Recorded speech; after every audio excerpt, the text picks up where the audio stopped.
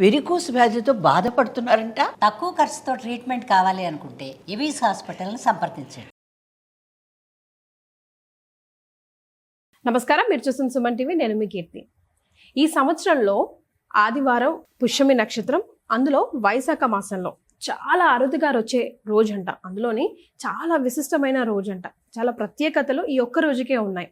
అయితే ఈ రోజు మరి ఎలాంటి పూజలు చేయాలి, ఎవరెవరిని ఆరాధించాలి, ఏ వస్తువులతో ఆరాధించాలి, ఏ సమయాల్లో ఆరాధించాలి, ఎందుకు ఆరాధించాలి, తద్వారా మనందరికీ లభించే ఫలితం చాలా చాలా అరుదుగా వచ్చే ఈ రోజుని సద్వినియోగం చేసుకుంటే అనంతంగా ఫలితం లభిస్తుంది అంటున్నారు ప్రముఖ ఆస్ట్రాలజర్ బ్రహ్మశ్రీ నందిబట్ల శ్రీహరి శర్మ గురుగారు. స్వయాన వారే మనతో పాటు ఉన్నారు కాబట్టి గురుగారిని అడిగి తెలుసుకుందాం. నమస్తే గురుగారు. వాగర్థావివ సంపృక్తౌ వాగర్థ ప్రతిపత్తయే జగతః పితరౌ వందే పార్వతీ పరమేశ్వరౌ. ఆదిత్యాయ చ సోమాయ మంగళాయ బుధాయ చ గురుశుక్రశనిభ్యశ్చ రాహవే కేతవే నమః. శృంగేరి జగద్గురు పీఠాధిపతులకి, కంచి పీఠాధిపతులకి నమస్కారములు తెలియజేసుకుంటూ కార్యక్రమాన్ని ప్రారంభిద్దాం. గురుగారు, నేను ఎక్కడో చదివాను, విన్నాను, మనం డిస్కషన్ చేసుకున్నప్పుడు కూడా చాలా సార్లు మీరు అన్నారు వైశాఖ మాసంలో ఒక ప్రత్యేకమైన రోజు, చాలా అరుదుగా ఈ సంవత్సరానికి అరుదైన రోజు రాబోతోంది. అదేంటి అంటే ఆదివారం పుష్యమి నక్షత్రంతో కూడుకుందని.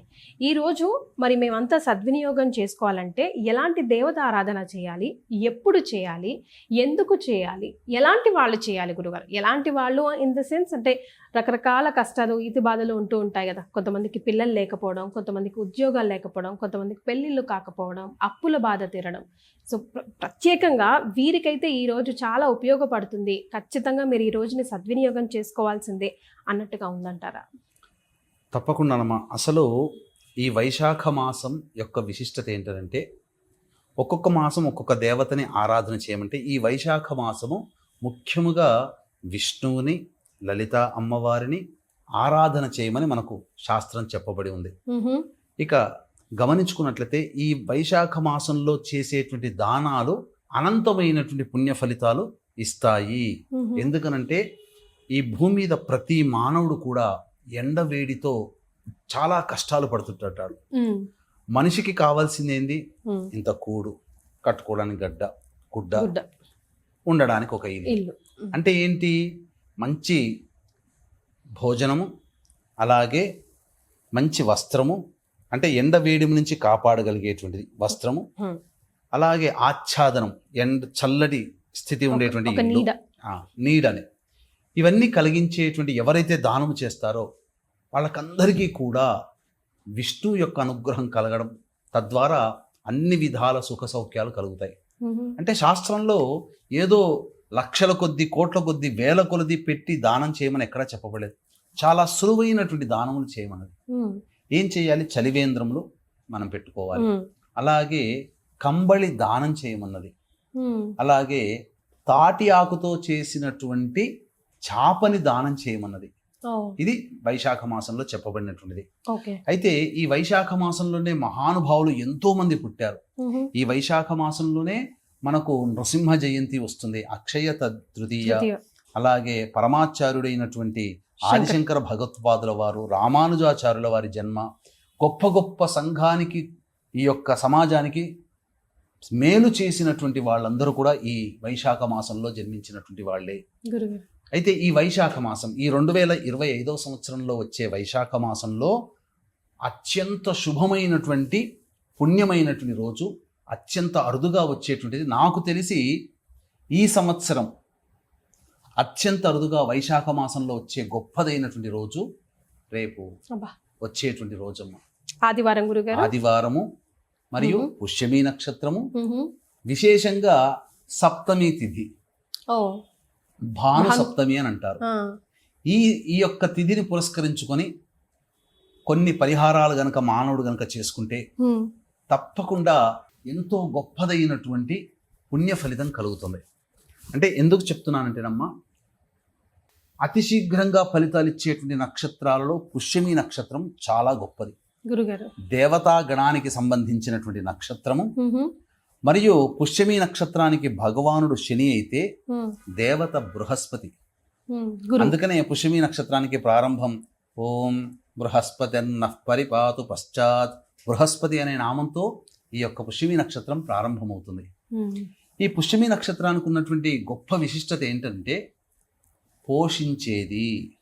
అంటే ఒక తల్లి, ఒక తండ్రి, ఒక రాజు కన్నబిడ్డలుగా ఎలా అయితే ప్రజలని, తన సంతానాన్ని తల్లిదండ్రులు ఎలా పోషిస్తారో, ఈ పుష్యమి నక్షత్రంలో చేపట్టినటువంటి కార్యక్రమాల ద్వారా ఈ నక్షత్రానికి దేవత అయినటువంటి బృహస్పతి ఆ విధంగా ఆ కార్యక్రమాలు చేపట్టినటువంటి పనులన్నీ కూడాను సజావుగా పూర్తి చేస్తాడు. విస్తరించడం గురుగారు, స్ప్రెడ్డింగ్ సజావుగా పూర్తి చేస్తాడు, పోషింపబడతాడు. అంటే ఆ పనిని పూర్తిగా కంప్లీట్ చేస్తాడు అని అర్థం. గురుగారు, ఇప్పుడు పుష్యమి నక్షత్రం అనగానే జనరల్ గా ఇప్పుడు మీరు చెప్పారు లలిత అమ్మవారు అండ్ విష్ణుమూర్తి, కానీ మీరు కూడా చాలా సందర్భాల్లో పుష్యమి నక్షత్రం ముఖ్యంగా వచ్చినప్పుడు రావి చెట్టుకి ప్రదక్షిణలు కానివ్వండి, లేదా ఆరాధన చేయడం కానివ్వండి, చక్కెర పోయడం కానీ, పాలు ఎందుకు ఆ లింక్ ఏంటి గురుగారు రావి చెట్టుకి పుష్యమి నక్షత్రం? అంటే ప్రధానంగా రావి చెట్టు అనేటువంటిది త్రిమూర్తుల స్వరూపముగా చెప్పబడి ఉంది.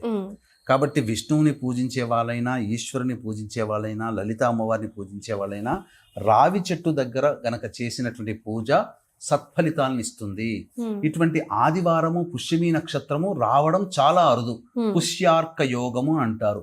ఈ ఆదివారము రవికి సంబంధించినటువంటిది. తర్వాత ఆ సప్తమి తిథి కూడా ఉండడం చాలా గొప్పది. కాబట్టి ఈ రోజున చేసేటువంటి పూజ కానీ, జపం కానీ రావి చెట్టు దగ్గర చేసిన, రావి చెట్టు చుట్టూ నారాయణాయ నమః అంటూ 27 ప్రదక్షిణలు చేసిన, లేదా శివనామ జపం చేసుకుంటూ శివాయ నమః అంటూ 27 ప్రదక్షిణలు చేసి శివాష్టోత్తరమో, లలితా సహస్రనామమో, లేకపోతే ఈ సంబంధించినటువంటి విష్ణు సహస్రనామమో గనక పారాయణం చేసినట్లయితే అనంతమైనటువంటి ఫలితాన్ని కలగచేస్తుంది. ముఖ్యంగా ఈరోజు చేసేటువంటి పని అతి శీఘ్రంగా నెరవేరుతుంది. వీక్షించేటువంటి సుమన్ టీవీ ప్రేక్షకులు కూడా ఏ సమస్య అనుకున్న సంకల్పం మీ మనస్సులో అనుకుంటే ఆ సమస్య తీరిపోవాలి అంటే ఈ రోజున ఇప్పుడు చెప్పబోయేటువంటి పరిహారము చాలా చిన్నగానైనా కానీ చేయవచ్చు గురుగారు. అంటే మనకు సమయం ఇక్కడ చాలా ప్రధానమమ్మా. మీరు ఇంతకుముందు అడిగారు ఏ సమయంలో చేయాలి అని చెప్పి. అమ్మవారి ఆరాధన కానీ, అయ్యవారి ఆరాధన కానీ విశేషమైన సమయం అంటూ ఉందా గురుగారు ఈ రోజు? ఎందుకనంటే ప్రధానంగా సప్తమి తిథి ఉదయం 7:20 వరకు ఉంది. పుష్యమి నక్షత్రం 9:50 వరకు ఉంది. కాబట్టి ఈ లోపలనే మనం పూజ చేయాలి. పైగా మేషలగ్నము, చరలగ్నము అంటే చేపట్టినటువంటి పని చక చక చక చక సాగిపోవాలి. ఓకే, అంటే ఈ రోజు ఏదైనా మంచి పనులను ప్రారంభించండి అంటున్నారా? ప్రారంభించినా మంచిదే. వైశాఖ మాసము శుద్ధము అనగా శుద్ధము, మరియు సప్తమి తిథి, పుష్యమి నక్షత్రం ఉండడం, అనుకున్నటువంటి పని పూర్తి తొందరగా అయిపోవాలనుకునేటువంటి వాళ్ళు ఉదయమే సూర్యోదయం 5:54 ప్రారంభమవుతుంది. కాబట్టి సూర్యోదయానికి ముందే లేచి కాలకృత్యాదులన్నీ తీర్చుకొని 5:54 కల్లా విష్ణు ఆరాధన చేయండి. ఎలా? విష్ణు ఆరాధన అన్నప్పుడు చక్కగా ఉదయిస్తున్నటువంటి సూర్యుడికి నమస్కారం చేసి సూర్యాష్టకం 6 సార్లు చదివి 11 సార్లు సూర్యునికి అర్ఘ్యం ఇచ్చిన తర్వాత ఇంట్లోనైనా కానీ, లేదా తులసి చెట్టు దగ్గరనైనా కానీ ఆవు నేతితో దీపారాధన చేసి విష్ణు సహస్రనామ పారాయణం చేయడం. ఈ విధంగా చేయాలి. ఈ విధంగా చేసినటువంటి వాళ్ళకి విష్ణు అనుగ్రహం వలన చేపట్టినటువంటి పని తొందరగా అవుతుంది. ఈ రోజున ఇంకొక విశేషం ఏంటంటేనమ్మా, చాలా మంది ఈ యొక్క శ్వేతార్క గణపతిని పూజ చేస్తారు. కాబట్టి శ్వేతార్కం అంటే దాదాపుగా 25 సంవత్సరాలు వయసున్నటువంటి వృక్షంలో ఆటోమేటిక్ గా గణపతి ఆకారంతో తయారవుతుంది. ఇప్పుడు మార్కెట్ లో దొరికి అమ్మేటివి ఏవి కూడాను సరైనటువంటివి కావు. కాబట్టి ముందు రోజే వెళ్ళి సాయంకాలం కల్లా సూర్యాస్తమయం కన్నా ముందు రోజు వెళ్ళి ఆ జిల్లేడు చెట్టుకి నమస్కారం చేసుకొని జిల్లేడు యొక్క కాండమును కానీ, వీలైతే దొరికితే వేరుడు కానీ తెచ్చుకొని చక్కగా శుభ్రపరిచి ఉదయం సమయంలో ఉదయిస్తున్నటువంటి సూర్యునికి సంబంధించి ఒక్కసారి ఆచ్ఛాదన చూపించి అప్పుడు ఇంట్లో ఆ కాండానికి కానీ ఆ వేరుకి కానీ చక్కగా పూజా మందిరంలో పెట్టుకొని జిల్లేడు ఒత్తులతో 5 ఒత్తులతో దొరుకుతాయా గురుగారు? షాపులో దొరుకుతాయి. జిల్లేడు ఒత్తులని విప్ప నూనెలో వేసి 5 ఒత్తులతో దీపారాధన చేసి గణపతికి మూలమంత్ర జపం, దాని ముందు ఎదురుగా కూర్చొని గణపతి మూలమంత్ర జపం ఓం గం గణపతయే నమః, ఓం గం గణపతయే నమః అనాలా గురుగారు? గణాధిపతయే నమః అనాలా? ఓం గం గణపతయే నమః అంటే చాలు. ఈ విధంగా 1008 సార్లు చేసి చక్కగా జపం చేసి మనస్సులో ఓం గం గణపతయే నమః అనుకుంటూ ఆవు పాలతో చక్కగా అభిషేకం ఆ వేరుకు కానీ లేకపోతే కాండానికి కానీ చేసి తదనంతరం ఆ ఇంట్లో స్థిర లగ్నం ఎప్పటి నుంచి 6:30 నుంచి 8:30 వరకు ఉంటుంది వృషభ లగ్నం. కానీ 7:20 వరకు మాత్రమే సప్తమి తిథి ఉన్నటువంటి కారణం చేత అప్పుడు మీరు ఆ సమయంలో 7:20 లోపల 6:30 నుంచి 7:20 లోపల ఈ సంబంధించినటువంటి చెప్పబడినటువంటి వినాయకుడి సంబంధించినటువంటి శ్వేతార్కం ఉంది కదా, ఆ పూజ అప్పుడు చేసుకోవాలి. చేసుకొని ఇంట్లో పూజా మందిరంలో కానీ పెట్టినట్లయితే ఆ గణపతి స్థిరంగా ఆ ఇంట్లో ఉంటాడు. అంటే చిరలగ్నంలో సంపాదించి పెట్టుకొని తెచ్చుకున్నటువంటిది మూలమంత్ర జపం అప్పుడు చేసి 5:54 నుంచి 6:34 వరకు ఓం గం గణపతయే నమః అనేటువంటి నామాన్ని జపం చేసి అప్పుడు 6:30 నుంచి 7:20 మధ్య కాలంలో ఆ వేరుకి ఆ శ్వేతార్క అనగా జిల్లేడు చెట్టు తెల్ల జిల్లేడు కూడా కాదు, తెల్ల జిల్లేడు వేరుకు కానీ కాండానికి కానీ పూజ చేసి లేదా శ్వేతార్క గణపతి దొరికితే ఆ గణపతికైనా కానీ అభిషేకము పూజ అర్చన చేసి 7:20 లోపల పూజా మందిరంలో స్థాపితం గనక చేసుకుంటే ఆ ఇంట్లో లక్ష్మీదేవి స్థిరంగా ఉంటుంది. ఇక ఆ రోజు నుంచి ఆ మానవుడు చేపట్టినటువంటి పనులకి ఎటువంటి ఆటంకాలు ఉండవు.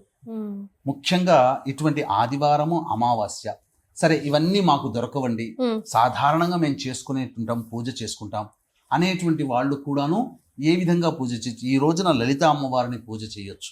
ఏ విధంగా పూజ చేయాలి? అలాగే చెప్తానమ్మా. లలిత అమ్మవారిని అలాగే ఈ సంబంధించినటువంటి ఈశ్వరుని కూడా ఆరాధన చేయొచ్చు. వీక్షించేటువంటి ప్రేక్షకులకి గమనిక, ఈ యొక్క వైశాఖ పౌర్ణమి పితృదేవతలకి మోక్షాన్ని ప్రసాదించేది. మోక్షాన్ని పొందని ఆత్మలు మీ కుటుంబంలో అంటే ఉన్నాయనుకోండి, ఎలా గుర్తుపెట్టుకోవాలి? తండ్రి వైపు 6 తరాలు లేదా భర్త వైపు 6 తరాలు, తల్లి వైపు 3 తరాలు లేదా భార్య వైపు 3 తరాల్లో దుర్మరణాలు అంటే road accident, fire accident, suicide attempt, నదిలో బావిలో పడి చనిపోవడం, ఇంట్లోంచి వెళ్ళిపోవడం, లివర్ ఫెయిల్యూర్, కిడ్నీ ఫెయిల్యూర్, క్యాన్సర్తో చనిపోవడం, 60 సంవత్సరాల లోపల కుటుంబ సభ్యులు ఏ విధంగా మరణించినా, అసలు కుటుంబంలో పిండ ప్రదానాలు చేయకపోయినా, వీటి వల్ల కుటుంబంలో స్త్రీ శాపము, గురు శాపము, పితృశాపము, దైవ శాపము, సర్పశాపాలు అనేటువంటివి కలుగుతాయి. దీని ప్రభావం వల్ల కుటుంబంలో వ్యక్తులకి వివాహాలు కాకపోవడం, దాంపత్యం సరిగ్గా ఉండకపోవడం, సంతానం కలగకపోవడం, ఒకప్పుడు గొప్పగా బతికి పూర్తిగా నష్టపోతారు. జీవితంలో అన్నీ నష్టపోతుంటుంటారు. ప్రతిదీ కూడా సమస్యగా ఉంటుంది. కాబట్టి ఇటువంటివి మీ కుటుంబంలో మీ లక్షణాలు ఉన్నాయంటే ముఖ్యంగా పిల్లలు జూదము లాంటి సమస్యలతో బాధపడుతుంటారు. అంటే బెట్టింగ్ వ్యాపారాల్లో మునిగిపోతుంటుంటారు. డబ్బుని అనేక కారణాలుగా నష్టపోతుంటారు. ఇటువంటి సమస్యలు కనుక ఉంటే అవి సమస్యల నివారణకు వైశాఖ పౌర్ణమి సందర్భంగా ఈ యొక్క పితృదోషము, స్త్రీ శాపము, గురు శాపము, దైవ శాపం, సర్పశాప నివృత్తికి పూజ హోమాది కార్యక్రమాలన్నింటినీ జరిపించడం జరుగుతుంది. 10వ తారీఖు లోపల మీరు నమోదు చేసుకోవచ్చు. ఇప్పుడు ప్రతి వృత్తిలో మంచి చెడు ఉన్నట్టుగానే ఈ యొక్క పూజల పేరిట చాలామంది అంటే ఉన్నవే 27 నక్షత్రాలు. ఆ 27 నక్షత్రాలు కొన్ని నక్షత్రాల్లో పుడితే నక్షత్ర జనన దోషము, నక్షత్ర జనన శాంతి చేయించుకోవాలి. కానీ ఈ ఉన్న 27 నక్షత్రాల్లో 19 నక్షత్రాల్లో పుట్టడం వల్ల స్త్రీ శాపము, పితృశాపాలు, సర్పశాపాలు ఉంటున్నాయని చెప్పి భయభ్రాంతులకి గురి చేస్తున్నారు. పైగా ఈ పూజ 3 నుంచి 4 గంటలు జరపాల్సినటువంటి పూజ నామమాత్రముగా పురాణోక్తముగా ఒక్క బ్రాహ్మణుని పెట్టి 45 లేదా 1 గంటలో ఆ పూజ చేయించి మమ అనిపిస్తున్నారు.